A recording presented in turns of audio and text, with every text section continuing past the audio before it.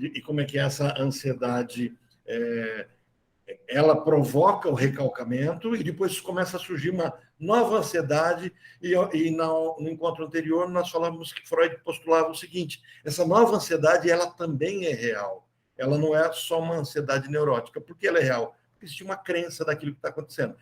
Falávamos então também sobre essa questão do complexo de castração. No avanço de toda essa discussão, Freud nos apresenta uma questão que ele vai chamar de caráter. O grande problema que nós começamos a encontrar aqui é que a palavra caráter ela é abrangida por várias teorias. Então, assim, a gente tem...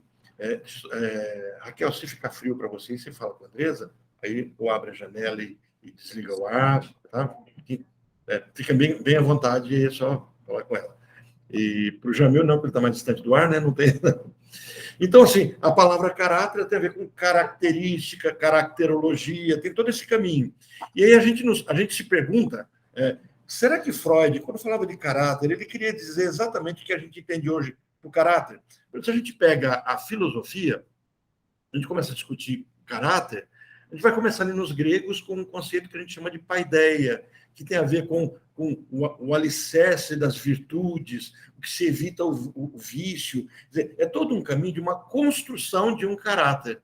Então, assim, o próprio nome caráter, ele me traz um atributo de virtude, o virtus, né? Então, o nome caráter. Será que é isso que Freud estava querendo dizer mesmo? Quer dizer, quando eu falo que alguém não é de boa índole, eu digo assim, fulano é mau caráter. Existe isso para a psicanálise? Mau caráter, bom caráter. Quer dizer, o caráter pode ser pesado na balança com o valor de bom ou mal. Eu espero que no final de toda essa discussão, que não vai terminar hoje, a gente deve pegar hoje e talvez a semana que vem para caminhar nessa estruturação da personalidade, mas explicitamente o caráter é hoje, a gente consiga entender um pouquinho melhor essa discussão. Eu me lembro que eu estava numa aula de direito e um professor de direito penal, processo penal, ele disse assim, ele falava sobre a questão da personalidade, personalidade voltada para o crime, quer dizer, o promotor, o juiz, quando vai escrever sobre alguém, fala, fulano tem uma personalidade voltada para o crime, e a grande discussão dos juristas ali é o que é personalidade.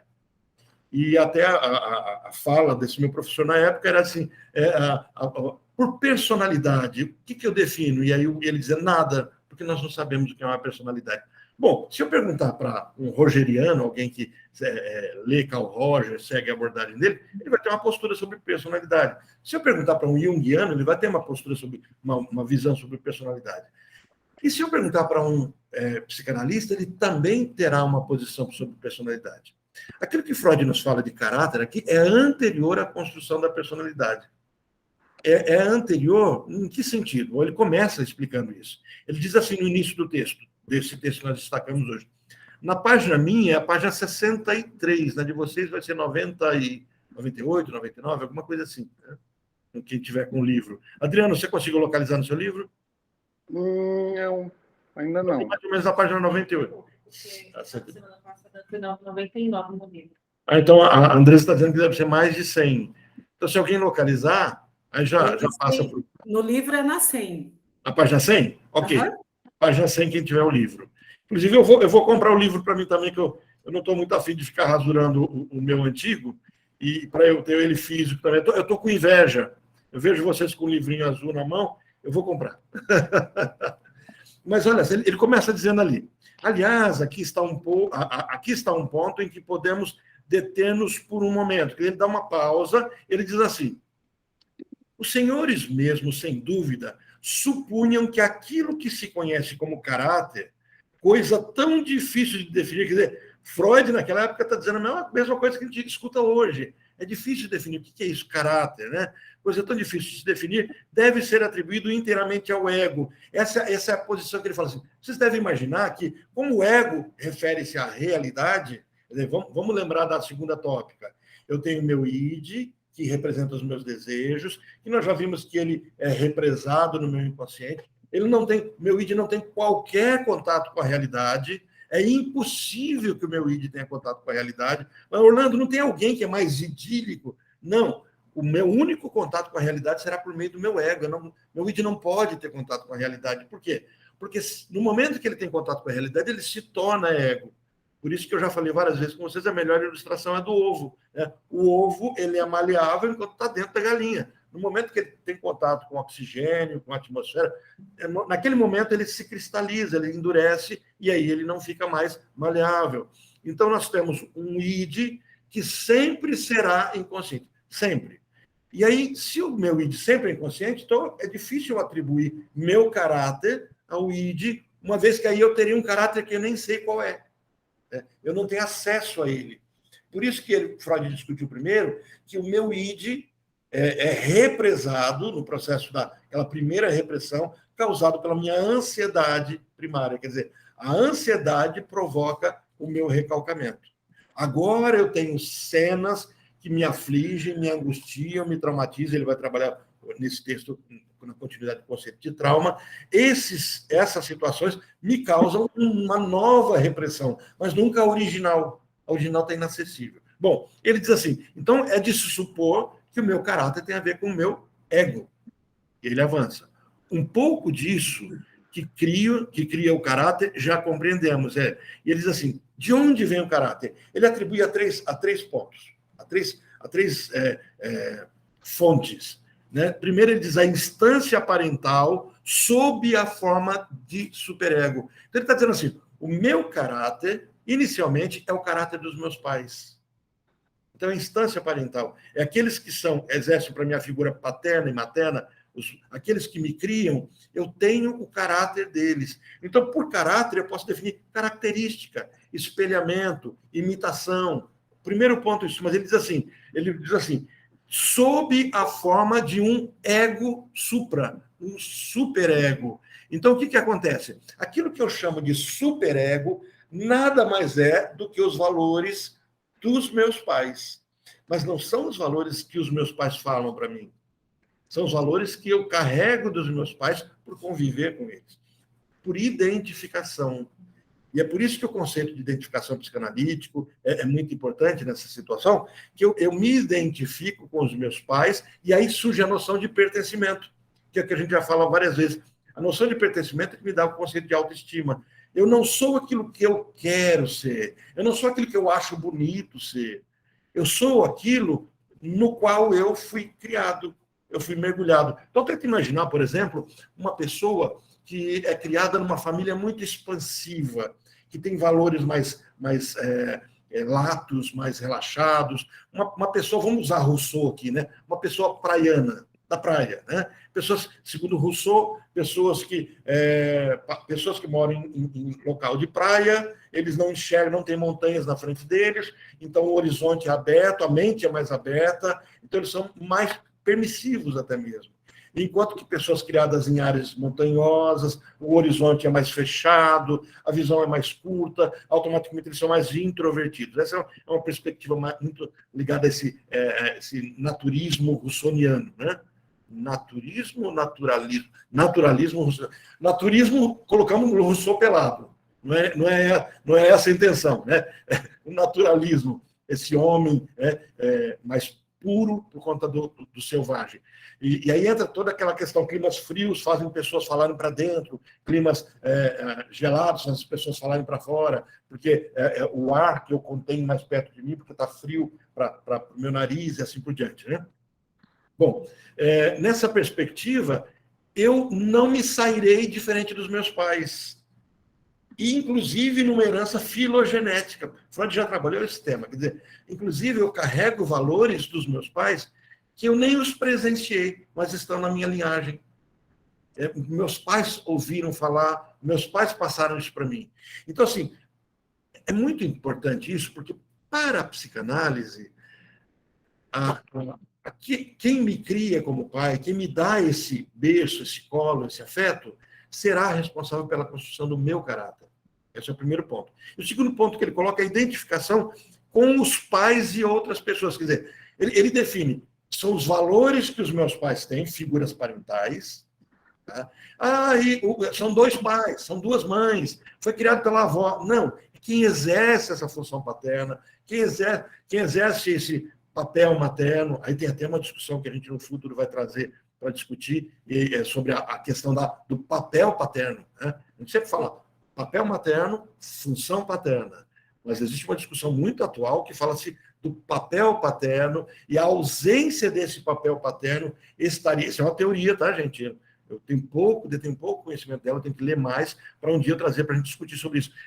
Um grupo francês está trazendo essa discussão muito vinculada a Lacan. Não sei se a Gleisi, com os grupos que ela estava discutindo antes, eles chegaram a essa discussão, mas, por exemplo, existe uma coisa que a gente vai chamar de papel paterno, que estaria originando hoje a construção de crianças autistas. Bom, isso é bem complexo falar de uma forma muito simplória, porque quando a gente fala de autismo, a gente vem com uma outra pergunta: as crianças nascem autistas ou elas se tornam autistas? As crianças autistas, elas se definem na construção e também estão no padrão neurótico, psicótico, perverso? Qual padrão está?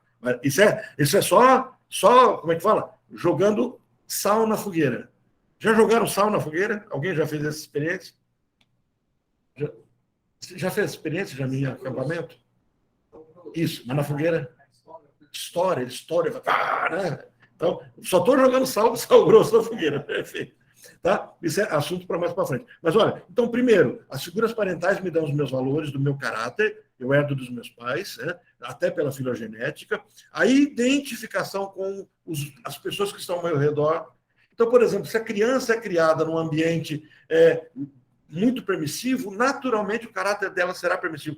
Isso não a torna nem boa, nem má.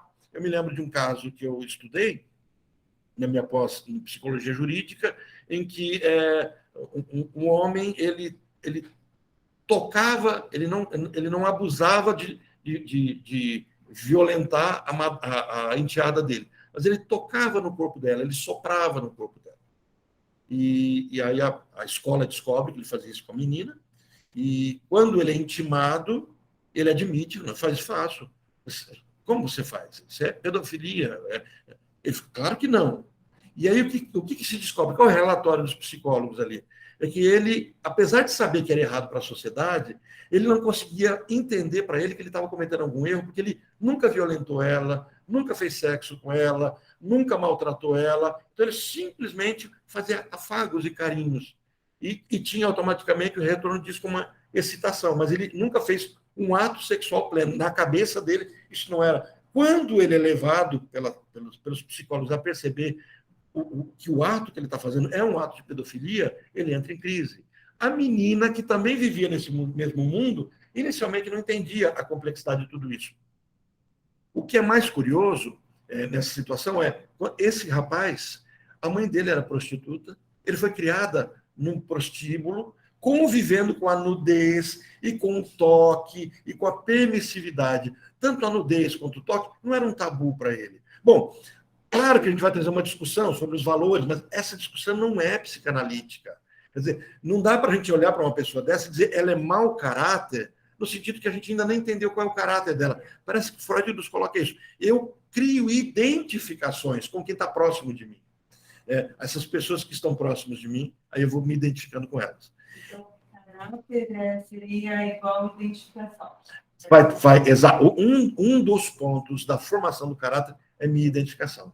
Minha identificação pelo meu nascimento, por essa parental, e minha identificação por quem está próximo de mim, quem me cria nesse primeiro momento. E é muito precoce, é nos meus primeiros momentos mesmo, né? Onde a criança observa tudo, ela absorve tudo, ela observa o jeito das pessoas andarem, ela começa a construir isso.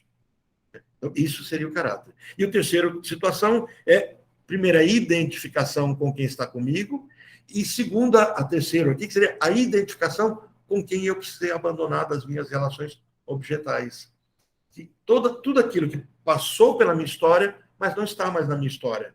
Então, assim, a minha história começa a me dar essa noção. A pergunta que ficaria no ar, e parece que ele não responde nesse texto, é: eu nasço com isso e estrutura até quando? Porque, olha, não é... Nessa perspectiva freudiana, eu não nasço com um caráter. Eu construo um caráter, mas eu construo de uma maneira muito precoce. Por que a gente tem que entender que ele é muito precoce? Porque agora Freud vai nos colocar uma formação de um caráter vinculado caráter / personalidade. Então, agora eu começo a entrar num caráter, eu nasci com ele, filogenético, herança dos meus pais, mas agora eu vou construí-lo a partir da minha psicossexualidade. Então, uma confusão muito grande naquilo que é caráter e naquilo que é personalidade nesse viés. Então, nesse sentido, parece que Freud traz nesse texto uma mistura. Então, nesse sentido, eu nasço com um caráter que, no decorrer da minha psicossexualidade, da minha construção libidinal, ele se constrói. Então, eu formo também o meu caráter. Claro que baseado nesses 3 itens, né? Naquilo que eu vou chamar de superego, nas pessoas que convivem comigo e nas pessoas que eu precisei abandonar e tiveram alguma significação na minha história. Então, nesse sentido, eu posso destruir um caráter. Eu nasço com caráter e o meu caráter pode ser um caráter desvirtuado, desde que os meus valores sejam desvirtuados. Vamos pensar mais ou menos assim. Vamos pensar num bandido, né? No filho de um bandido, de um traficante. Então, assim, quais valores ele está carregando ali? Ele carrega valores absolutos, valores fortes, dos quais ele não detém controle, porque tem a ver com o superego. Mas esses valores, por espelhamento, estarão baseados nos valores que o pai dele tem. Então, se o pai dele é um assassino, um bandido, e esse rapaz se torna assassino e bandido, eu não posso dizer que ele é um psicótico ou um psicopata ou um perverso, usando o nome mais adequado. Por que eu não posso dizer? Porque isso é estrutural. Se um assassino assassina por mero prazer, sem se colocar no lugar do outro, eu tenho um grau de psicopatia. Mas se um assassino assassina, porque é como ele aprendeu a viver, a regrar a vida dele, é por isso que eu brinco com a história assim, será que Dexter de fato é um psicopata? Ou ele está vivendo uma realidade na qual ele aprendeu a conviver? Ficção, eu sei, não dá para trazer o rigor para ele, mas só para brincar com essa ficção. Então, assim, nós vamos imaginar o caráter de um índio que, quando está em crise, a tribo está em crise, a mulher, ela dá a luz ao bebê, cava um buraco, enterra o bebê e sai. Para nós, que não pertencemos àquela cultura, nós olhamos aquele ato monstruoso. Como é que você mata uma criança? Porque nasceu aleijada, porque nasceu com defeito, porque está havendo fome. Mas, para aquele índio, aquilo é cultural. Não se trata de justificar a cultura deles, não. Se a antropologia faça esse caminho, sociologia faça esse caminho, filosofia discuta isso, mas, assim, se a gente olhar a ética do sujeito, e aí entra a psicanálise na veia pura, a ética daquele sujeito, aqueles valores daquela personalidade, ao matarem uma criança, um bebê, não implica mau caratismo. Tenta imaginar uma cultura onde a pessoa convive tranquilamente com o aborto. Tranquilamente. A mãe abortou, a tia abortou, a mãe abortou, ela recebe orientação, olha, engravidou, aborta. Tenta imaginar esse contexto. Mesmo que a gente diga é natural, não é natural, essa é uma outra discussão. É aceitável, né? Isso é uma outra discussão. Mas, por exemplo, eu tenho como dizer que aquela pessoa que pratica aborto, ela tem mau caráter? No sentido analítico, não.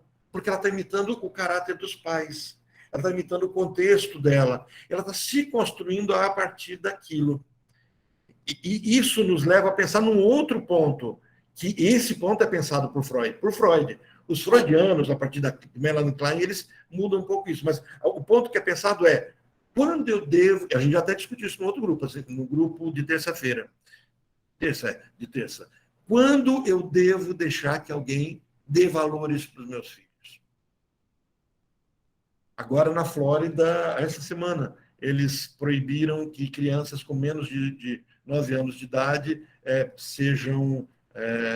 recebam orientação sexual de identidade de gênero nas escolas. Aquela polêmica brasileira está em polvorosa também lá, uma discussão. Seu pai está em qual estado?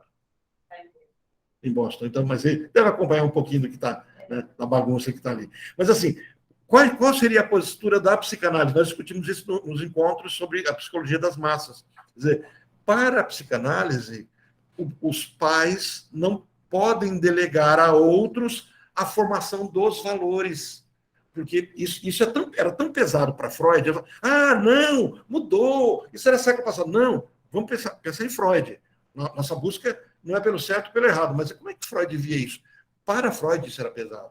Tanto é que ele não fazia terapia com criança, porque ele entendia que haveria uma interferência do terapeuta sobre a formação do caráter da criança. Então fica mais claro a gente pensar que para a psicanálise, apesar de eu nascer com a filogenética, com uma propensão, com aquilo que eu posso chamar de temperamento, né? Tudo isso eu posso trazer esses conceitos. Eu ainda vou compartilhar com vocês depois a minha palestra depois de temperamentos. Tá? Foi bem interessante, teve umas sacadas boas com o grupo lá, foi gostoso. Bom, eu sou suspeito para falar, né? Se eu falar que foi ruim, eu fico quieto, não falo. Mas assim, aí ele diz assim, como o meu caráter, a minha personalidade, a minha caracterologia é formada a partir dos meus pais e das figuras que se aproximam de mim, se eu delego isso para uma escola, nessa fase tão tênue, a criança terá o caráter fornecido pela escola. É isso, porque eu trabalho na com Sim. Mas essa fase, ela está dentro dessa fase que eu trabalho, 6 a 9 anos? Até 5, 6 anos. As crianças que você pega... A Raquel, ela está colocando... A Raquel trabalha com crianças vulneráveis, né? Um serviço mais ligado à questão social. E a pergunta dela é, essas crianças de 6 a 9 anos, elas estão em processo de formação, não estão mais de uma forma tão definitiva. Os valores já foram construídos. Isso é também interessante.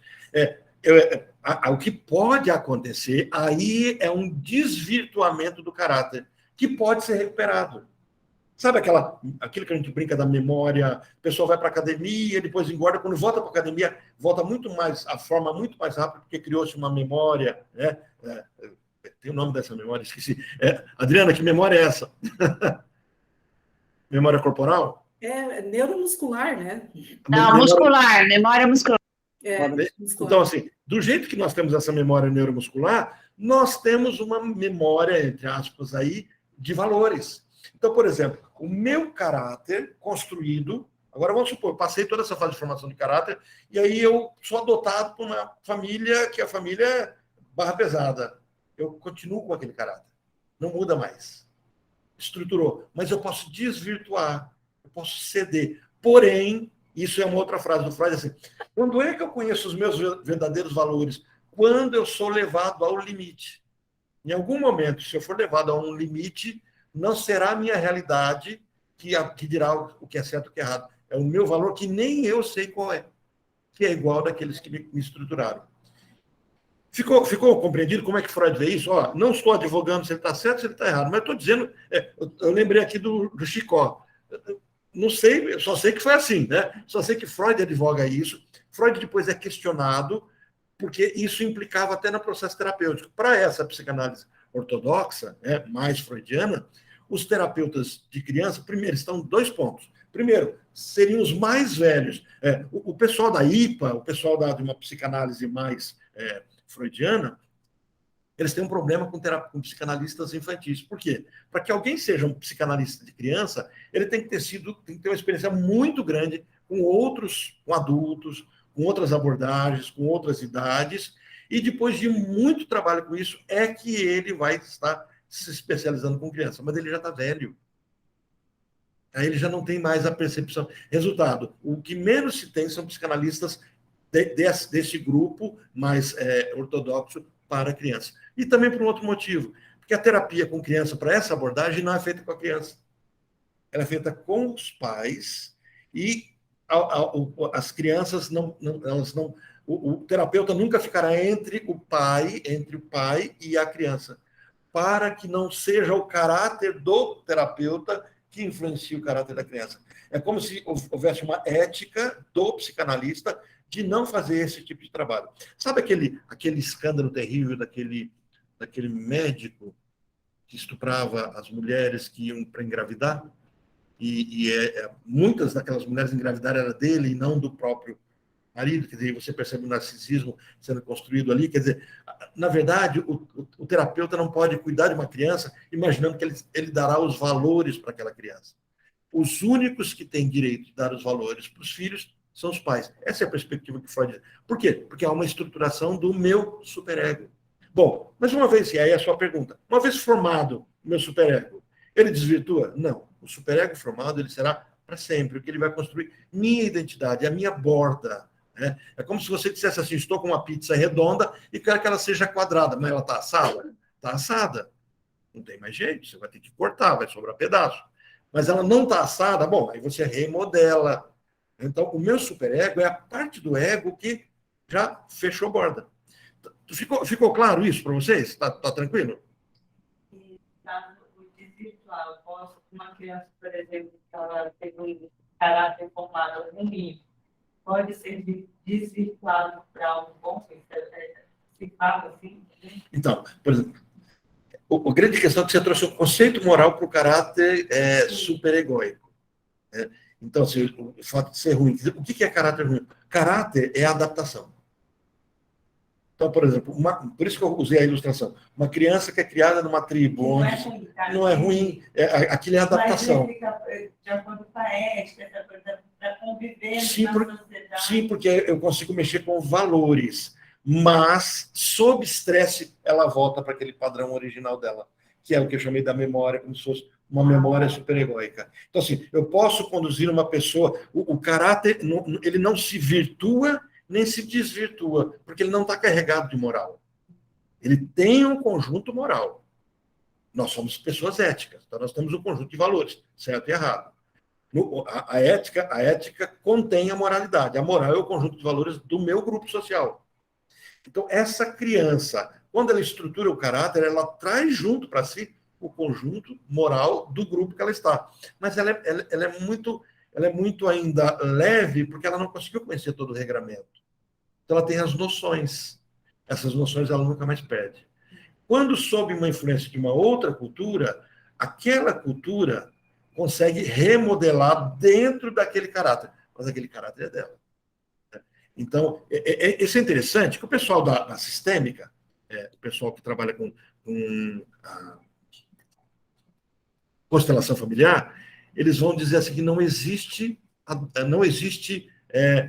pai adotivo. Pai, não existe alguém que adote e se torne pai. O pai será sempre pai adotivo. E por que isso? Por exemplo, eu me lembro dos meus colegas que fizeram estágio na área de adoção, e eu fiz a formação para fazer esse estágio, depois eu optei por Maria da Penha. Mas, por exemplo, o trabalho todo dali era de ajudar os pais que estavam adotando, isso na Vara de Infância e Juventude de Brasília, os pais que estavam adotando, a compreender que aquela criança que está vindo, ela já tem uma história. Ela não veio virgem, pura, limpa, não. Ela não veio suja. Ela vem com uma história.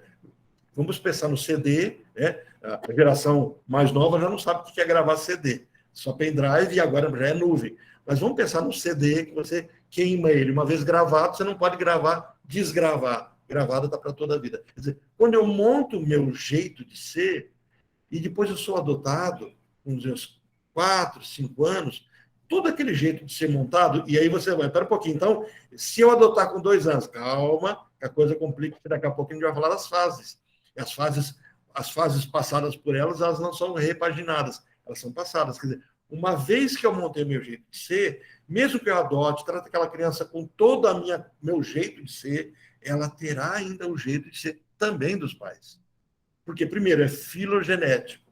Segundo, tem a ver também com a identidade com esses pais.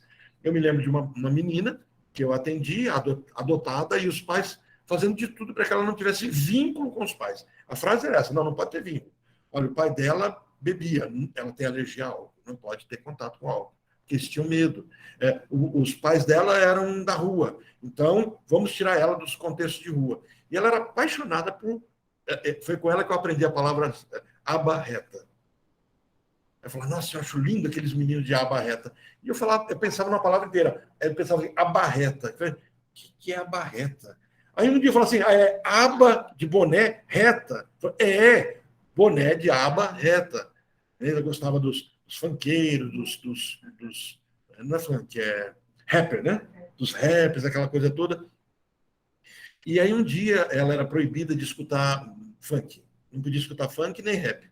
Um dia, no consultório, a família tinha proibido, porque não queria, percebe? Não queria que ela voltasse para um valor que é dela, da origem dela. Queria que ela negasse a própria origem. E aí um dia eu falei assim, que música você gosta de escutar? Coloquei no notebook, ela entrou no YouTube, a música era a história dela. Ela não estava procurando aquilo que os pais adotivos julgavam por conceitos de moralidade. Ela buscava o pai, ela buscava a mãe. E ela me traz um rap onde um pai se mata, se entrega pelo bandido para o bandido no lugar do filho, o filho se salva, a filha se salva e o pai é morto. E o rap era todo... E ela chorou escutando esse rap. Era a história dela. Não era a história que acontecia, era o desejo dela de que um pai, que ela nunca conheceu, lutasse por ela. Isso Lacan vai trabalhar com muita perfeição quando ele vai falar da nossa fantasia que a gente constrói, o nosso mito. Lacan vai dizer assim, o mito não precisa ser tomado ele inteiro, um pedaço do mito já serve. Então, um pedaço do mito já dá o tom todo para a gente, porque nós interpretamos a história como um todo. Então, basta ter um pedaço que eu fui abandonado, que eu fui amado, do que for, eu construo. E pior ainda, se tiver segredo, aí piora. Aí eu construo mesmo. Porque daí eu deduzo, eu suponho. E nosso id é construído de fantasia. Então, ele não deduz o que é lógico ou não é lógico. Então, a gente constrói uma história, vive a história, a angústia dessa história, os paradoxos dessa história. Então, só para voltar para o texto, para não devagar tanto, quando a gente fala de mau caráter e bom caráter, nós não podemos falar que existe um mau caratismo formado, mas nós podemos falar de desvirtuamento do caráter. Alguém pode, com valores morais adequados, de repente, sempre aprendeu, valorizou a vida, a família, ninguém da família contra aceita matar, de repente alguém vai e mata, extrapola um limite. Então, isso eu posso chamar de uma destruição do caráter. Ou vai para uma outra cultura, se vincula a uma gangue, a um grupo de... Sabe, e aí começa a viver aqueles valores. Só que essa pessoa sempre se sentirá, de alguma forma, alterada. A não ser que ela seja psicótica. Aí é diferente. O psicótico não tem superego. Não é dele, é externo. O psicótico ele vive um exoesqueleto. Ele não tem osso por dentro. Ele tem um esqueleto que suporta por fora. Vamos pensar no psicótico, isso é novo, tá? Vamos pensar no psicótico como besouro, né? Como esses insetozinhos, um caranguejo. Não tem osso, mas ele tem a casca que dá suporte. Você pega um camarão, eu já criei camarão de aquário, você pega o camarão, mudou o pH da água, ele perde aquela casca, ele mudou a água, ele vai querer crescer, ele foi para um aquário maior, ele perde toda aquela casca, tira aquela casca e cria uma nova casca, como uma cobra que fica trocando de casca, porque não expande. Então, assim, o psicótico faz esse caminho. Perceberam a diferença? O neurótico, não. O neurótico, o caráter dele é a couraça dele, é a identidade dele, por isso que é a persona dele, é a personalidade. Então, para a psicanálise, nós somos pessoas com uma personalidade nossa. Aí vamos pegar uma outra ponte. Mas, Orlando, os junguianos falam de personalidade também. A persona é muito diferente. O conceito de persona para Jung é muito diferente do conceito de persona para Freud. Enquanto para a psicanálise, a personalidade é estruturada na minha história, na minha psicossexualidade, Jung descarta a psicossexualidade, apesar de entender o Édipo, aceitar tanto quanto Freud, com algumas variáveis, mas ele não traz esses conceitos. E a persona para Jung tem muito a ver com um arquétipo, com a sombra, né? O Will Smith foi lá e deu hoje eu aprendi que não foi nem tapa nem murro, foi um tapa-murro. Vocês sabiam disso, que tem esse nome? Não é nem tapa nem murro, porque o tapa daria assim e o murro daria assim. Ele deu assim. Então ele bateu com essa parte do rosto do rapaz lá. E aí eu estava vendo ali eles trazendo algumas explicações sobre por que eu entrei no Will Smith, tinha um motivo, fui brincar com o nome do tapa-murro, esqueci por que eu entrei na história dele. Mas daqui a pouco... Por causa da sombra dele. Da sombra. Isso, da pessoa. Então, assim, aí disseram assim que no momento em que o Will Smith, isso o comentarista falou, no momento que o Will Smith, acho que o Denzel que também comentou isso, né? No momento que o Will Smith foi lá para frente, a sombra dele tomou conta disso. Isso é junguiano. Isso tem poesia, isso é gostoso de se falar, né?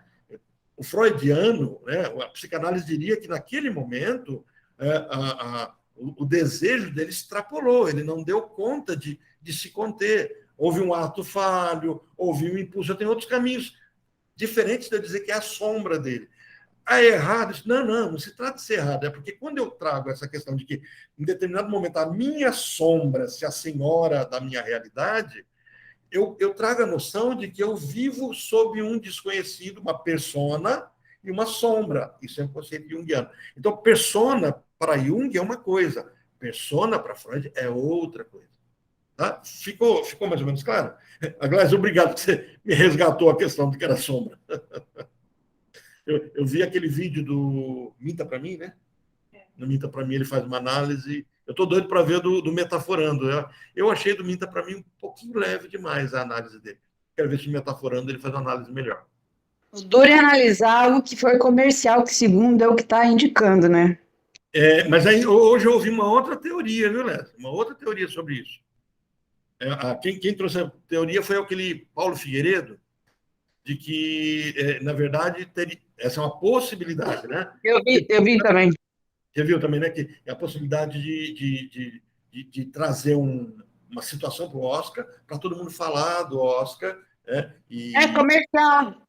Comercial. Parte publicitária. Mas não sei, isso é conspiração. Bom, ok? Até aqui posso avançar?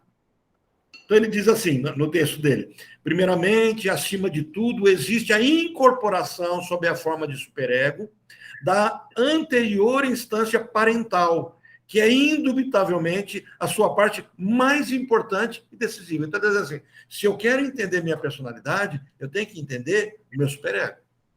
Depois, e ademais, identificações com ambos os pais do período subsequente e com outras figuras de influência, quer dizer, outras pessoas que estão adjacentes, elas fazem parte da formação do meu caráter, da minha personalidade. E as identificações semelhantes, formadas como remanescente de relações objetais que aqui renunciou. Aí alguém queria falar alguma coisa? Parece que eu escutei um som saindo. Não? Bom, ele diz assim, e podemos agora acrescentar como contribuição à construção do caráter, volta a palavra, o caráter não é só herdado, é uma construção do meu caráter, que nunca estão ausentes as formações reativas que o ego adquire no início. O que é uma formação reativa? Então, eu preciso entender aqui o conceito que Freud começa a colocar de uma defesa do ego. Uma formação reativa é uma forma do ego se defender, de se adaptar. Formação reativa, eu construo uma equação. E como é que eu construo uma equação? Eu construo pelo contrário. Se eu quero tanto algo, mas eu não posso ter por um proibitivo externo, lembra? Eu tenho 3 controles do ego, né? O ego é controlado pela minha realidade, o ego é controlado pelo meu id, o ego é controlado pelos meus valores. Então, para burlar isso, o que o ego acaba fazendo? Ele cria uma equação. Se eu gosto tanto de algo que eu não posso ter, então eu coloco assim, gostar é igual a odiar. Então eu passo a odiar muito. Eu faço uma formação reativa, eu faço o inverso. Gente, a quantidade de formação reativa que a gente vê acontecendo nas pessoas é enorme. Por exemplo, aquilo que eu tanto desejo é exatamente aquilo que eu não desejo. Mas, Orlando, como assim? É aquilo que eu tanto desejo, é o que eu não desejo. Aquilo que eu tanto não desejo é o que eu desejo. Aquilo que eu faço de tudo para ter é o que eu me afasto. Aquilo do qual eu não quero ter, eu me aproximo.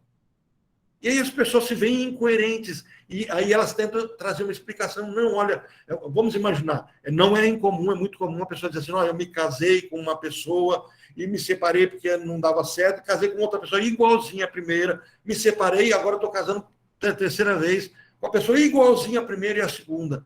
Por que eu só procuro pessoas assim? E nós vemos muitas vezes uma formação reativa. A pergunta é, por que você precisa não gostar de uma pessoa assim? Tem um quadro de uma série em treatment, né, em terapia americana, onde o Paul, que é o terapeuta, ele cuida de uma paciente chamada Mia. A Mia é uma advogada que cuida só de casos impossíveis. Sabe aquele caso perdido? Ela é a melhor advogada para essa área. Casos perdidos.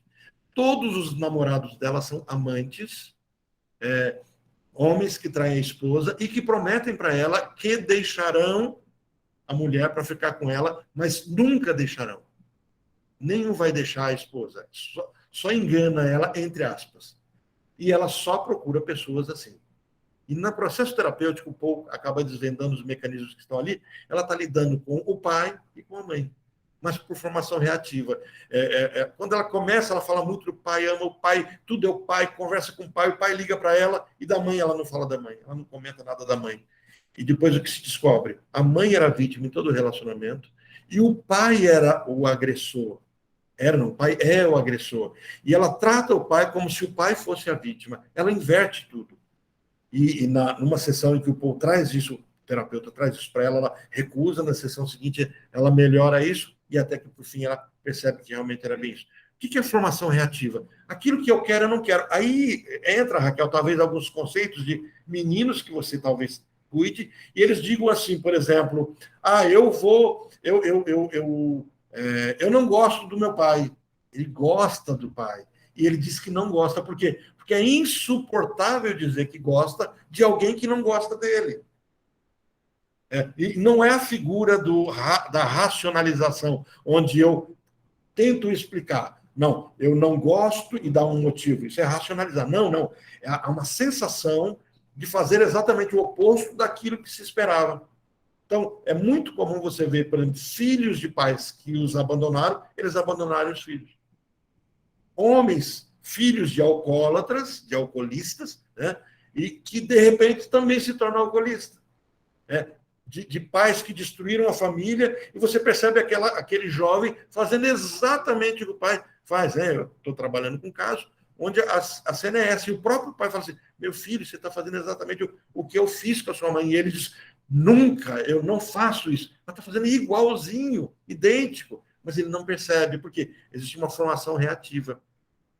Isso constrói caráter também, constrói o jeito de ser. Então, muitas pessoas bebem, fumam, usam droga, se tornam agressivas, simplesmente por pertencimento.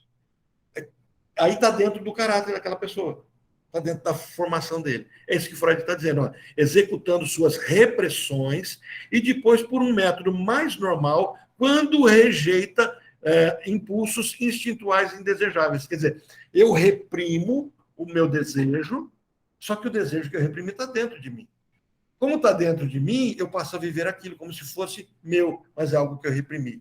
A Melanie Klein vai trabalhar esse conceito muito interessante, porque ela vai dividir em posição, vai chamar uma posição esquizoparanoide e posição depressiva. Diz que a criança, a partir dos 3 meses, vivencia uma posição esquizoparanoide, onde ela interpreta que o seio que lhe dá tudo, chama isso de seio bom, não pode ser o mesmo seio que lhe nega tudo, que é o seio mau. Então, de vez em quando o seio não sai leite, então ele entende que o seio bom o seio mau está ali, e não o seio bom, e aí ela morde, e o ato dela morder nada mais é do que o ato agressivo de matar aquele seio. Mas como a criança não compreende o conceito de morte, porque morte é não existir, ela existe, ela só compreende essa situação, então, ao matar o seio está dentro dela, porque ela está vivendo uma fase que Freud vai trabalhar daqui a pouquinho, que é canibalista.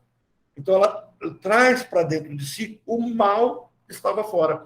E, ao trazer o mal que estava fora para dentro de si, ela supõe que ela se torna mal. O mal pode agredi-la. Então, ela se torna paranoica. Por isso que é esquizo, eu divido seio bom, seio mal. Paranoide, ao trazer o mal me persegue. Então, a criança sente medo de ser destruída pelo seio que ela destruiu. O princípio é o mesmo. Eu internalizo o processo repressivo, por um processo de repressão, lembra? A gente estudou semana passada, a angústia, a ansiedade, cria um recalcamento. Bom, a angústia, a minha ansiedade é problema? Não. Ela é antecipatória. Ao perceber que algo vai me machucar, eu gero dentro de mim um processo de ansiedade, essa ansiedade evita, um processo de evitação daquela cena desconfortável, eu recalco, eu reprimo essa cena, e agora eu começo a gastar energia para manter essa cena dentro de mim. Esse caminho gera dentro de mim o que Freud então chamou aqui de formação reativa. Eu começo a agir o oposto daquilo que de fato eu desejava. É mais ou menos assim, eu quero ir para uma festa, mas eu não posso ir para uma festa, os meus valores não me permitem, ou os meus pais vão ficar bravos comigo. Então eu começo a lutar contra as festas. Ninguém pode ter festa. É pecado, está errado. E aí a gente começa a viver um mundo onde as pessoas proíbem aquilo que elas precisam não ter. Gente, isso é tão importante a gente conhecer, que quando a gente for estudar uma estrutura chamada obsessivo, a gente vai perceber que os obsessivos precisam de regras rígidas para serem controlados de si mesmos. Porque o grande angústia do obsessivo é se sentir culpado. E é uma culpa que não tem algo que a torna de fato culpado. É uma que a gente viu como ansiedade expectante. Está solta, pode pegar em qualquer coisa. Então, qual é o jeito de eu evitar me sentir culpado? Coloco um monte de regras, coloco um monte de aviso. Então, por exemplo, por isso que os obsessivos serão ótimos religiosos, ou ótimos contadores, ou ótimos controladores de ponto, ou ótimos policiais no sentido de dizer é assim que se faz, ótimos juízes de aplicação da lei. Sinto dizer que a nossa sociedade tem muitos juízes histéricos, né? Que gostam de causar, aparecer, empavoar. Né? A gente precisaria de mais juízes obsessivos, que enxerguem regras, digam o que é certo e o que é errado. Percebe? O meu comportamento, a minha personalidade, é o que vai viabilizar viver em sociedade. Isso é que o Freud também coloca nesse texto. Posso avançar? Orlando, Sim. só uma dúvida sobre a formação reativa. Sim. Aquelas meninas mais na periferia, assim, quando tem relações muito difíceis com as mães, e que elas começam a ter um filho atrás do outro, 1, 2, 3, 4, isso é uma formação reativa? Isso pode ser uma formação reativa. Pode, não significa que é. Quando será uma formação reativa? Quando elas... Porque, normalmente, isso, na verdade, acaba sendo uma tentativa de se consertar o errado. Porque a gente poderia atribuir como formação reativa quando elas, por exemplo, ao perceberem que foram abandonadas pela mãe, porque a mãe teve muitos filhos, então elas se permitem também terem muitos filhos na tentativa de consertar a falha da mãe. Tipo assim, ela teve muitos filhos, não me criou direito. Eu vou ter um monte de filho e vou criar tudo direito. Só que ela está impossibilitada de ser superior à mãe. Porque se ela for superior à mãe, ela invalida a mãe, ela invalida quem deu origem para ela. Então, ela enfraquece ela mesma. Então, nós construímos aí um complexo. Então, reduzir isso a só uma defesa é simplificar muito. Mas existe um complexo acontecendo. Dentre os itens, a formação reativa pode ser um, onde ela faz a identificação às avessas, onde ela inverte o ódio em amor, ou ela inverte o amor em ódio. Então, assim, na verdade, o que você trouxe é um complexo. Várias defesas acontecendo uma do lado da outra. Isso se a gente trouxer no sentido de defesa, tá? Porque muitas vezes é simplesmente a cultura. Né? Eu estava vendo um filme, uma série, um documentário, Burundi. Documentário sobre Burundi. Burundi, o país mais pobre do mundo. Mostrando assim, né, pobreza, e o orgulho daquela sociedade é ter no mínimo 10 filhos. Não estão conseguindo, mas por quê? Eles têm uma lógica para isso. Tem 10 filhos porque 5 vão morrer. Dos 5 que ficarem, se um vingar, está no lucro. Mas se você tiver 2, 3 filhos, eles vão morrer, você não vai ter nenhum. Eu me lembro quando eu estava fazendo um curso de antropologia, eu li um texto que diz assim: quem tem 2 filhos tem um, quem tem um não tem nenhum. Percebe? Isso é uma lógica cultural que tem a ver com uma formação de valores. Então, necessariamente, ele não me levanta um mecanismo de defesa, mas ele traz a minha formação do meu superego. Então, algumas pessoas querem ter muitos filhos. Algumas pessoas não querem ter filho nenhum. Quer dizer, de onde vem essa busca? Pode ser formação reativa, pode ser deslocamento, pode ser projeção, pode ser o grupo de valores daquele grupo social. Então, cada caso vai ter uma situação específica. Ficou tocado, pelo menos, mais ou menos, na resposta, Tereza? Eu sei que não foi completa, porque ela é bem densa e vai depender muito da história da criança ou do contexto dela. Mas Tá se é bom. uma herança cultural, nós temos a construção de valores. Tá. E aí essa menina, por exemplo, você pega essa menina, né, que tem essa herança cultural, de a mãe tem 10 filhos, a tia tem 8 filhos, e ela sempre ouviu dizer que tem muitos filhos. Ela vai adotada por uma família que só pode ter um filho. Quem tem 2 filhos é desajuizado. Então, talvez ela possa alterar o valor dela, mas ela tem um valor básico, tem vários filhos. Então, talvez ela crie gatos. Talvez ela tenha cachorros. Talvez ela cuide de uma ONG. Porque a única coisa que ela tem é... Ou talvez ela se sinta deslocada, em falta. Mesmo tendo um filho, preenchendo todos os padrões daquele grupo dela, ela sente que ela está falhando. E ela só vai entender que ela sente que está falhando, talvez num processo analítico, quando ela percebe que existem valores que ela está violando. Isso é interessante. No superego, eu formo os meus valores. E eu posso violar esses valores. Aí eu me sinto mal. Ok?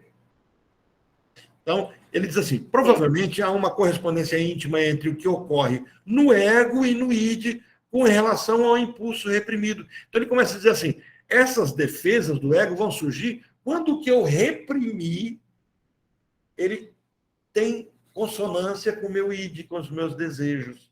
Então, assim, se a minha busca é, a busca inicial, o meu caráter se forma a partir do ego, ele diz, não, meu caráter se forma no ego que constrói um superego.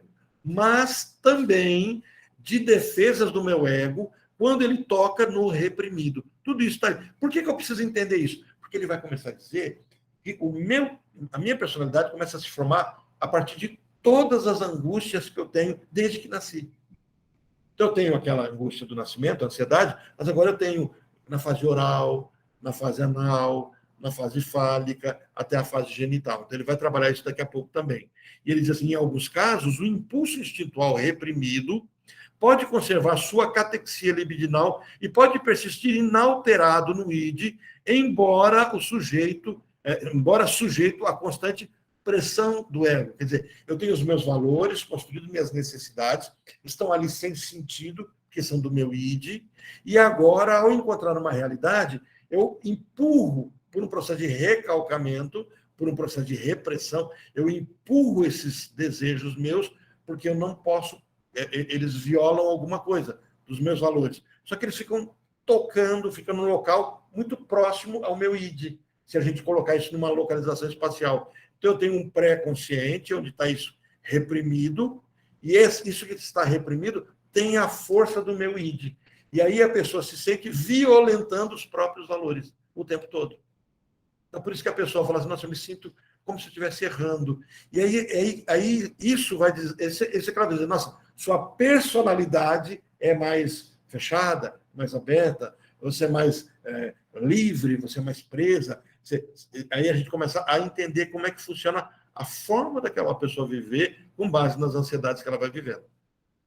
Ele continua aqui. Em outros casos, parece suceder que ele é totalmente destruído enquanto sua libido é desviada permanentemente para outras vias. Então, diz assim, algumas partes dos meus valores, daquilo que me constrói com o meu caráter, se vincula a coisas muito antigas minhas, das quais eu não dou sentido. E outras se perdem, aí fica solta. E ao se perderem, pode aderir a qualquer coisa que venha. E aí entra o problema. Pega uma criança com 3, 4 anos, entrega para um cuidador, para uma creche, para que ele ensine valores. É diferente. Tem um cuidador, mas os valores são meus, eu como pai dou os valores. Não, eu delego a esse cuidador, essa instituição que deu os valores.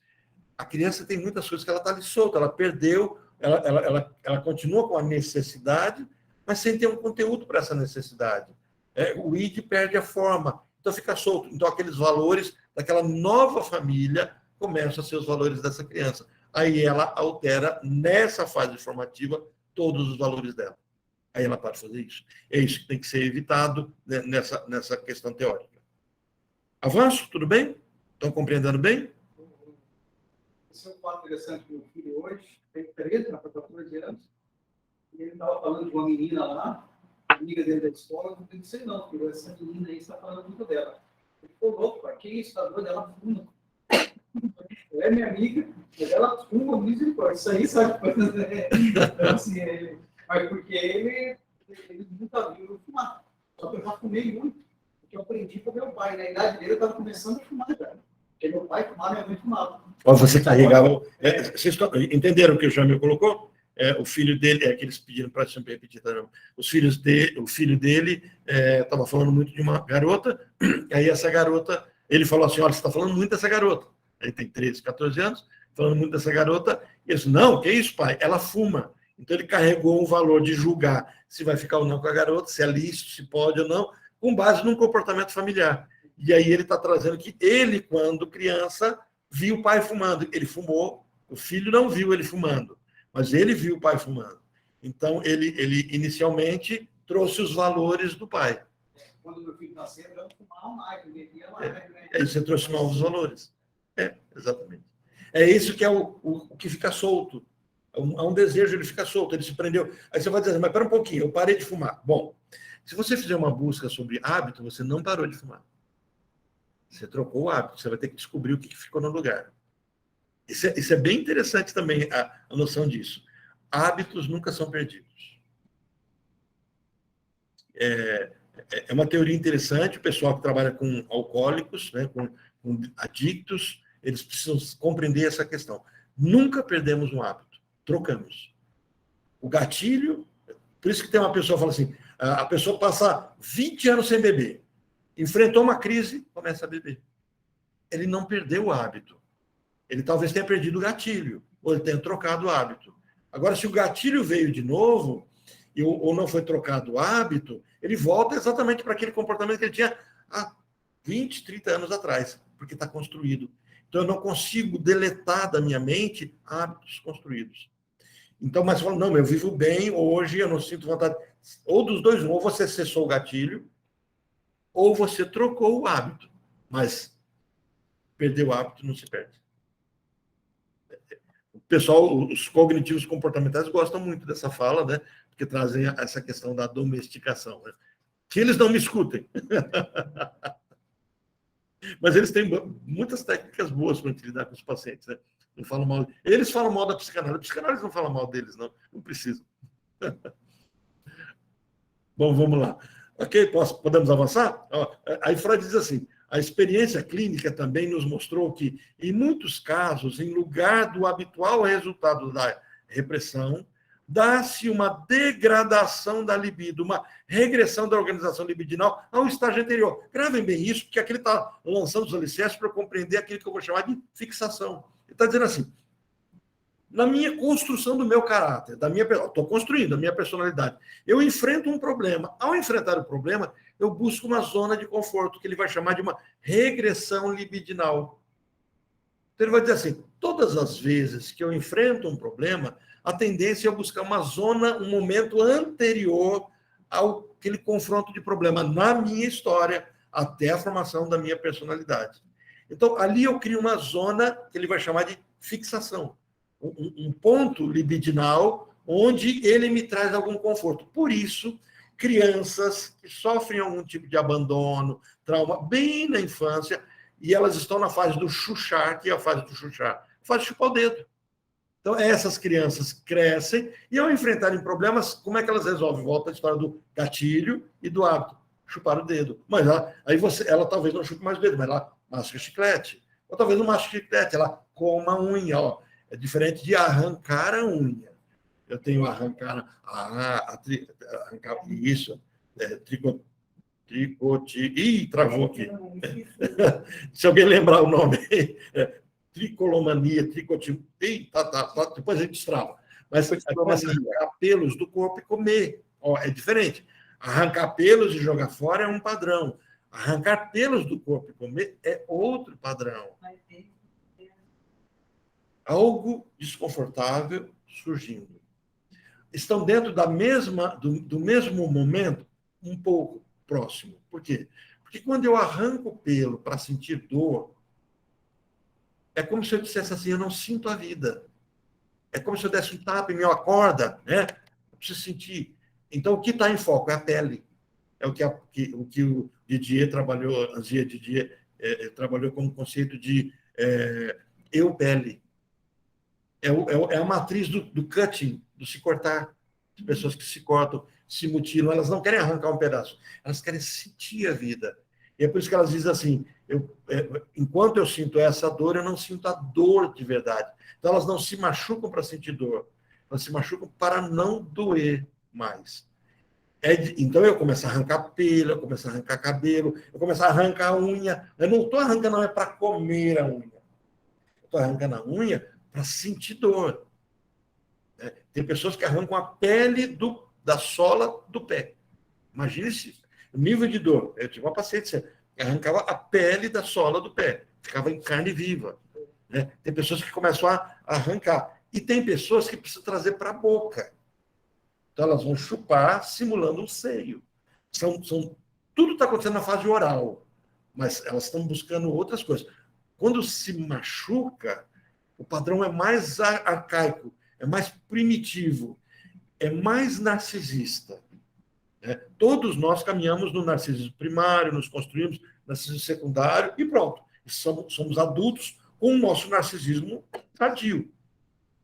Quando nós entramos no processo de adoecimento, o que é o processo de adoecimento? Sentir a dor. E nós não damos conta da dor, é a nossa estrutura. Então, nós temos o caminho, nós enfrentamos a dor, nós choramos, angustiamos, brigamos, elaboramos nossas emoções, ou a gente recalca, a gente reprime. Quando a gente faz esse processo de repressão, a dor fica ali, doendo, e nós não sabemos o que ela é. Então, aí nós começamos a voltar no tempo. Para onde? Para a zona de fixação libidinal. Se a minha fixação libidinal é muito precoce, é no período onde eu nem corpo tinha, não sentia o corpo, então eu fico tentando sentir o corpo. Então eu começo a me mutilar. Começo a coçar, sai sangue, continuo coçando, não consigo. Começo a coçar a cabeça. Sabe, o padrão é pele. Padrão pele, é muito interessante isso, porque a gente pode imaginar que o período mais primitivo é boca. Não, o período mais primitivo é pele. Por isso que uma pessoa que enfrenta algum tipo de dificuldade muito grande, ela pode ter uma dermatite tópica. Eu me lembro de um caso de uma colega nossa, que ela estava tentando tirar a filha de ficar no quarto dela, e a filha dela, a psicóloga orientou que ela chegasse com a autoridade, hoje você vai dormir no seu quarto.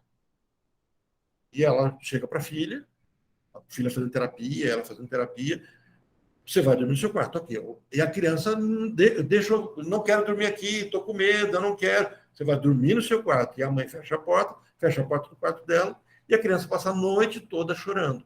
Né? E estou falando de uma forma bem simplória, né? Há detalhes sobre tudo isso. Quando ela acorda, a criança está toda empolada, toda com a pele machucada, empolada. Ela não se mutilou, o corpo fez isso. Correu para o hospital, a criança desenvolveu psoríase. A psoríase precoce, né? A psoríase surgindo, não tem mais cura, é para a vida toda, é uma dermatite tópica, mas bem grave. E ela fez isso por sofrimento, quer dizer, ela buscou no processo narcísico dela a instância mais primitiva dela, que é quando a gente nasce e o bebê precisa sentir a pele da mãe. Hoje, os pediatras compreendendo tudo isso, o que eles fazem? O bebê nasce, a criança, antes de mamar, antes de mamar, ela tem contato com a pele da mãe. E isso salva da sanidade mental para essa criança que vai crescer. Por quê? Ela precisa da pele. Então, crianças que não tiveram contato, e isso por exemplo, a mãe canguru que pega o filho e tem que colocar, não fica só na incubadora, ela livra muitas vezes a criança de que quando adulto ela tenha como zona de personalidade de resolver o problema exatamente a pele. Orlando, formas de lidar com isso. Oi? Deixa eu só pegar esse gancho que você está falando aí, né, dessa ligação de mãe, meio que um estudo de caso aí, né? Eu estou no meu curso, eu estou estudando também sobre isso daí, e algo muito prático essa semana, eu tenho um filho de 7 anos, onde ele tem o medo de dormir sozinho no quarto dele. E eu peguei, essa semana ele veio e falou, mãe, eu não quero dormir sozinho. E aí eu peguei e falei assim, não, filho, pode ir lá, tá tudo bem. Ele falou, mas eu estou escutando barulho, eu tenho medo, né? Eu falei, olha, vamos fazer assim? Eu coloquei a mão no meu peito e falei assim, olha, eu vou te dar a minha coragem para você. Me dá a sua mão. Aí eu peguei, bati no peito e coloquei simbolicamente a minha coragem na mão dele e fechei a mãozinha dele. Foi incrível, Orlando. Ele levantou a mãozinha assim e sem me questionar nada, foi para o quarto dele e dormiu, não questionou nada. Quando foi no outro dia de manhã, eu falei para ele, mocinho, bati na mão, e ele falou, ai, a sua coragem, estou te devolvendo, né? Eu falei, olha, ficou um pouquinho da minha coragem aí com você, tá? Eu vou deixar um pouquinho dela aí com você. E essa está sendo a prática que eu estou conseguindo tirar ele, né? Porque toda noite, mesmo que a gente fique um pouquinho no quarto lá com ele, depois ele vem parecendo um tatuzinho e a gente nem vê, ele volta, né? Mas eu vejo que tem toda uma estratégia. É uma pena que nem todo mundo tem, às vezes está tão ocupado que não se atenta ao sofrimento da criança, né? Que é o sofrimento dele, é bobagem? Não, é o sofrimento dele. Exato. Ele tem quantos anos? O Lourenço tem 7. 7 anos. Ele terminou de formar o Édipo dele faz pouco tempo, os valores dele. Ele está inseguro ainda. E o que você fez é perfeito. O que você fez é exatamente isso, que é aquilo que eu falei, acho que no outro encontro, sobre o emprestar uma história. Acho que foi com vocês também nessa turma que eu falei do Capelato, né? Que ele conta a história de emprestar o medo. Você emprestou para ele a coragem sua. Maravilha, né? E assistir a história de Mágico de Oz, por exemplo, vai ajudar ele a compreender aquele leão que, na verdade, ele é corajoso, só não sabia da coragem que tinha. E tudo isso vai fortalecendo o ego dele, porque a tendência da criança é buscar uma zona de estresse em que ele resolveu alguma coisa. Se você não resolve na fase adequada, ele agora, quando adulto, busca aquela fase muito precoce. Ele não está ferramentado. Até pegando uma ilustração disso que você colocou, por exemplo, na nossa formação da nossa personalidade, nós precisamos construir todas as ferramentas possíveis para lidarmos com os problemas do dia a dia. E o que você fez, esse ato que você fez, quando ele estiver velho, se ele enfrentar um problema que vai exigir coragem, ele vai lembrar que ele pegou um pedacinho da coragem da mãe. Por quê? Porque faz parte da história dele. Parabéns. Muito bom. Adriana? Só para complementar a questão ali que você falou da pele, dentro da decodificação mente-corpo, a pele está ligada ao conflito de separação mesmo, e atentada à integridade. Então, essa criança, ela se sentiu separada e atentada à integridade. O que é a integridade? A pele dela, né? Uhum. Então, muitos casos que aparecem com problemas de pele está ligado a essa temática. Exato. De separação. É incrível. E aí, nesse processo narcísico, volta para essa. É por isso que a gente vai ter que entender. Porque o que acontece? As pessoas olham assim, tira o cabelo, pega a sobrancelha. E qual é a base disso? Alguns pegam e comem. E alguns pegam e jogam fora. Quer dizer, por que ele está tirando a sobrancelha? É negativo. Ok? Então, percebe? Para Freud, isso tudo constrói um jeito de ser, minha personalidade. E eu vou sempre resolver os meus problemas com a minha personalidade, com o meu jeito de ser. Aí ele diz assim que a minha libido vai buscar uma zona de conforto nesse sentido. O exemplo mais claro dessa espécie é dado pela neurose obsessiva, na qual atuam conjuntamente regressão e repressão. Então, o que ele vai dizer assim? No momento em que eu enfrento um desconforto, qualquer que seja, eu, adulto, vou lidar com o desconforto como se eu fosse uma criança. Por quê? Porque quando criança eu construí minhas ferramentas. Então, o filho da Edna só pôde aceitar essa posição dela porque ele já criou na história dele o conceito de fantasia, o faz de conta. Ele tem, com o ego dele dá conta de se defender, ele tem ego.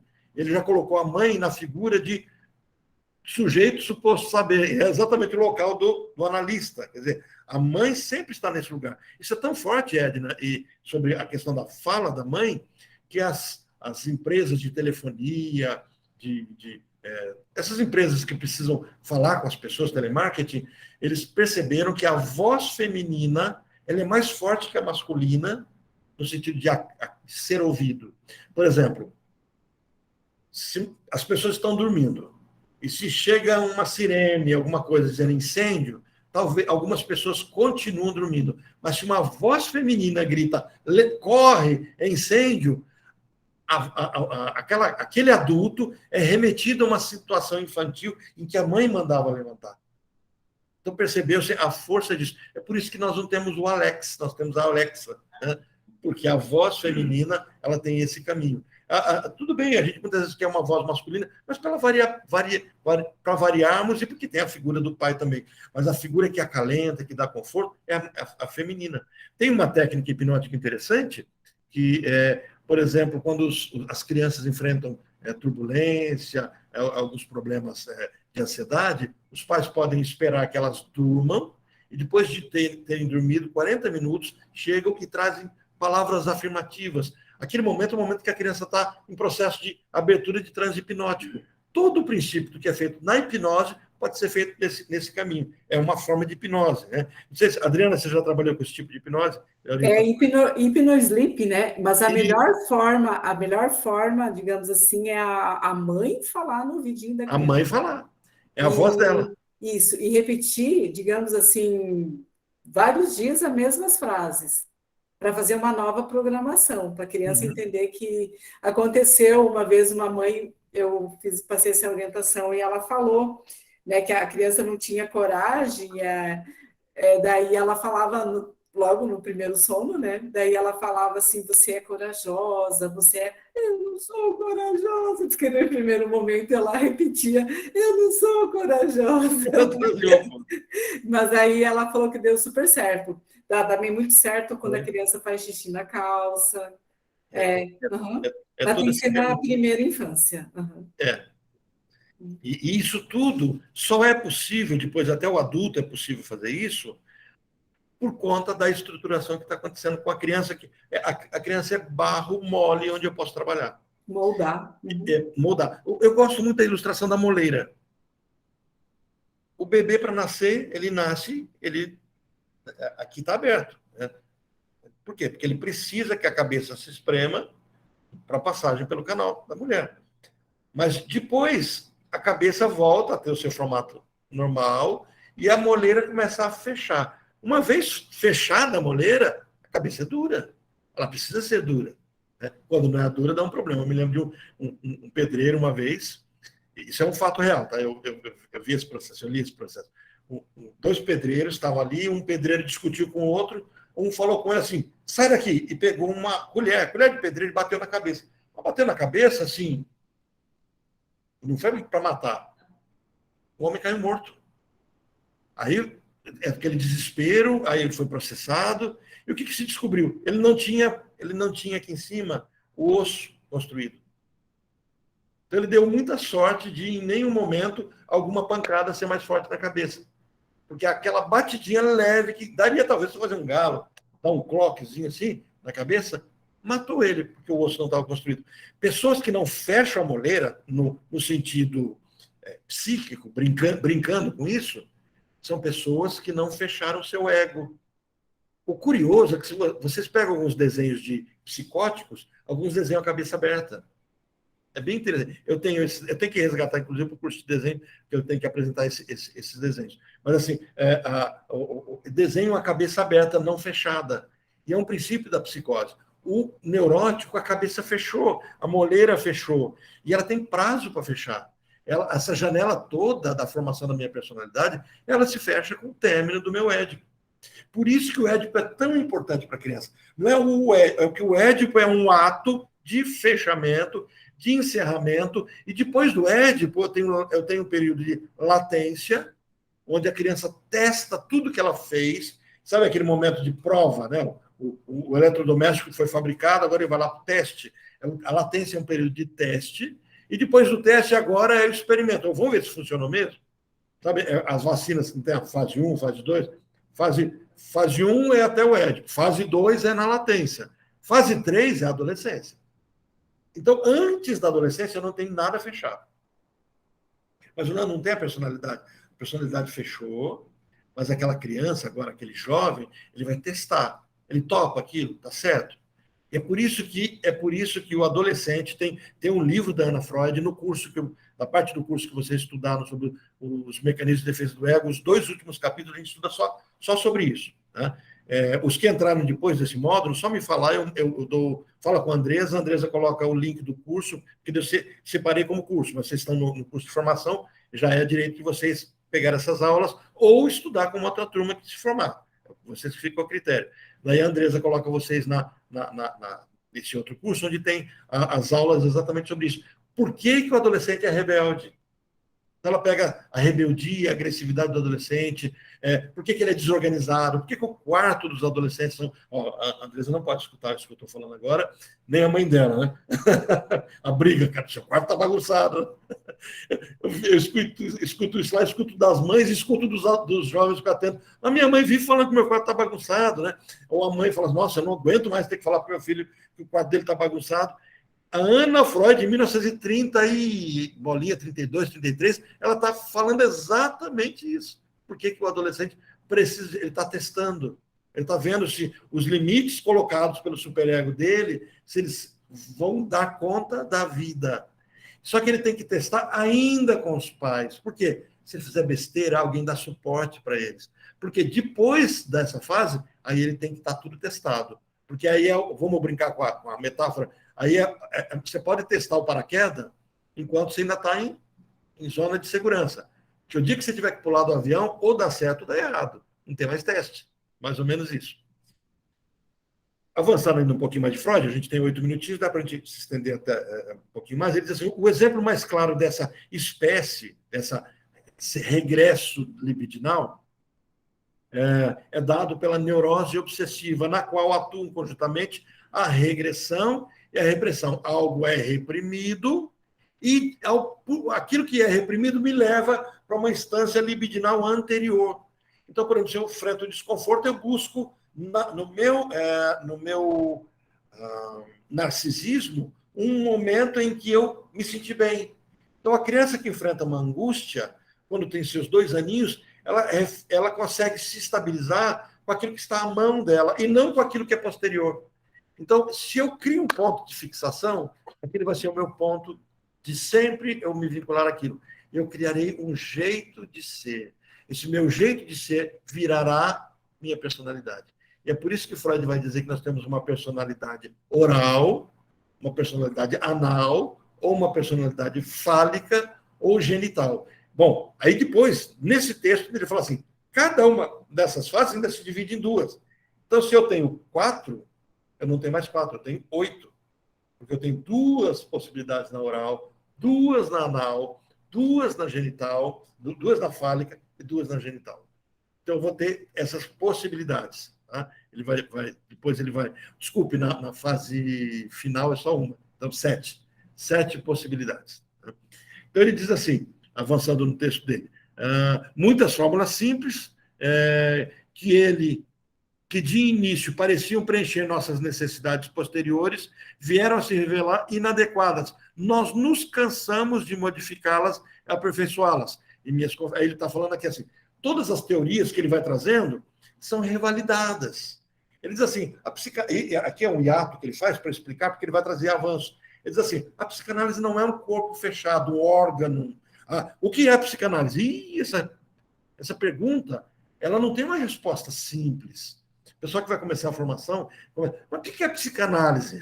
A gente fala, a psicanálise é uma teoria do inconsciente, né? E nós trabalhamos com a questão clínica, a gente traz a teoria do inconsciente, trabalhamos a questão do Édipo, tá? A psicossexualidade, mas basicamente é a teoria do inconsciente.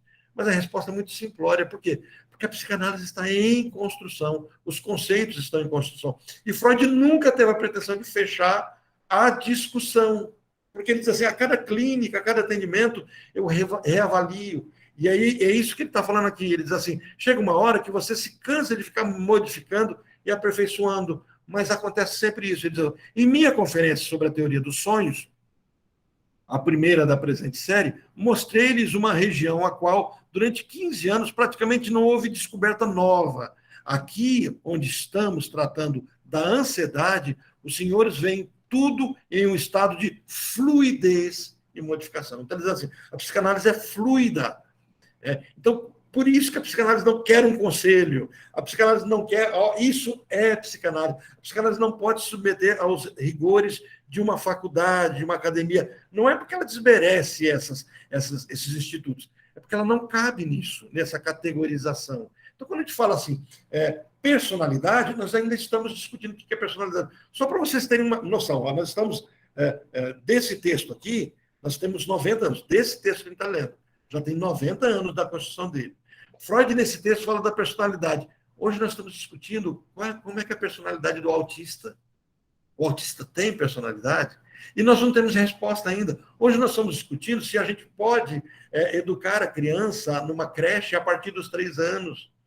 Porque as crianças estão indo hoje para a creche com 2, 3 anos. E o que é orientado e trazido para você? Não, evita. Só que nós vivemos uma sociedade moderna onde essa palavra evita está muito difícil, porque as mães trabalham e elas não podem pegar uma licença maternidade de 4, 5 anos. Elas vão perder o emprego e elas se sustentam. Muitos lares são formados por mães só cuidando dos seus lares. Como é que você chega para essa mãe e fala, olha, você tem que ficar 1 ano sozinha com seu filho? Então, esses conceitos estão sendo revisados, discutidos porque são diferentes. Não, a gente está sentindo o que está acontecendo com o mundo. Como é que está havendo a adaptação? Aquele conceito que Freud estava de acordo, na clínica eu percebo o quê? Então, é isso que ele está dizendo. Ele diz assim, essas inovações, ademais, ainda não foram elaboradas totalmente e talvez isso também se some às dificuldades de demonstrar. Então, quando a gente diz assim, nossa, mas a psicanálise é muito complicada. Ela é complicada. E ela não tem como ser tão simples. Por quê? Porque a gente não tem, isso é o certo e acabou a história. Mas isso que também torna a psicanálise gostosa. Você não tem bam da psicanálise que diz, é isso e acabou a história. Opa, isso não existe na psicanálise. Ela não é fechada. Então, você, estudante de psicanálise, pode ser alguém que pode corrigir uma pessoa que está há 20 anos fazendo psicanálise, estudando psicanálise, e ele não percebeu tal coisa. Por isso que eu brinco de vez em quando, isso é novo, nem Freud pensou nisso. Isso não me torna melhor que Freud nunca. Eu sou doido. Só um pouquinho, mas não tanto doido, né? Mas, assim, o que é gostoso da psicanálise é você perceber essa democracia de discussão de ideias, onde a minha ideia não é melhor que a da Raquel, do Jamil, da Adriana, da Edna, de nenhum de vocês. A minha ideia é a minha ideia, só que eu tenho que trazer embasamento no meu atendimento e com a discussão básica da psicanálise. Porque só a psicanálise é certa? Não, é porque se eu não trouxer a noção de inconsciente psicanalítico, eu tenho outra teoria. Então, o ideal é que eu discuta com outra teoria. Senão, eu vou passar na psicanálise discutindo a validade dela. Então, é por isso que Freud fala assim, para se discutir psicanálise, só um psicanalista. Isso é muito relevante, tá, gente? Porque vocês vão pegar matérias de jornal, a psicanálise está em decadência. Ela está em decadência desde que ela nasceu. A psicanálise não é ciência. Eu estava vendo o debate agora sobre a constelação familiar no Senado. Vocês chegaram a ver? O Senado está discutindo, o senador Girão, né, chama um grupo de consteladores, de juízes que trabalham com constelação, e um grupo de cientistas e psicólogos que são contra a constelação, para ter um debate, para saber se o Estado deve ou não gastar dinheiro com o financiamento, com o acolhimento da sistêmica fenomenológica ou da constelação familiar em tribunais. E aí tem aquela briga, aquela toda... Aí eu começo a escutar aqui e falo, gente, toda a crítica que eles estão fazendo ali cabe também à psicanálise. Porque não é ciência. A psicanálise não é ciência, no sentido estrito. Porque não se repete em laboratório. Porque... tem um lá que fala assim, o fato de alguém resolver os seus problemas não é argumento para legitimar uma teoria. Esse foi o argumento que Freud usou. Eu tenho que dizer que o inconsciente existe, porque quando eu lido com esse tema, as pessoas resolvem suas vidas. Então, é um indicador de que ele existe. Então, assim, se eu colocar a psicanálise num tribunal para ser julgada, eu vou voltar para o século XIX, em que Freud está apresentando a teoria dele e está sendo rechaçada, esculachada, rejeitada.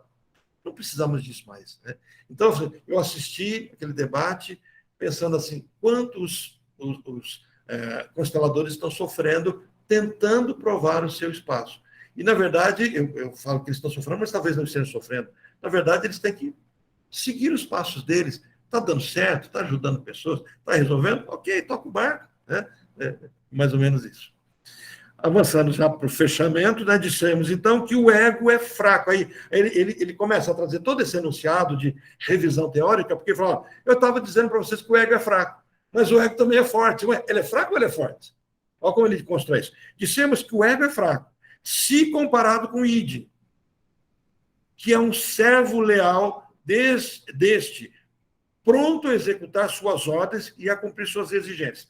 Quando a filha do Freud discutiu por que os adolescentes são rebeldes demais, ela fala exatamente do momento em que o superego não está formado, e por isso, então, o ego e o id são parceiros, tudo que o id deseja, o ego resolve. Então, sabe aqueles amigos que um faz o que o outro quer que ele faça? Carne e unha, é isso antes do Édipo. Aí, no período acontece o Édipo e imediato vem a latência. Então, não há uma angústia entre id e ego, porque o id é anestesiado para que a criança viva todas as fases no período de latência. Na adolescência, essa trégua acaba. E quando a trégua acaba, o id e o ego se reencontram. Só que agora, o id encontra um ego que tem um superego. É como se ele encontrasse um ego que agora tem valores, certo e errado. Antes, o amigo dele não tinha valores. Então, tudo que ele queria, podia fazer. Por isso que ele resolvia os problemas. Agora, ele não faz mais isso. Agora, o ego, antes o ego e o id eram tão fortes um quanto o outro. Agora, o ego mede força com o id. E ao medir força surge a angústia, a ansiedade. Por isso que os adolescentes têm crises existenciais, tentam se matar, entram em depressão, entram em angústia, não sabe nada sobre a sexualidade, não sabe nada sobre a profissão, não sabe nada sobre a família, não sabe nada sobre a religião. Tudo é uma crise para ele. Por quê? O id dele ainda quer ele infantil, mas ele não é mais infantil. Então, Freud está dizendo assim, dissemos sempre que o ego é fraco diante do id, mas, olha aí, avança aqui.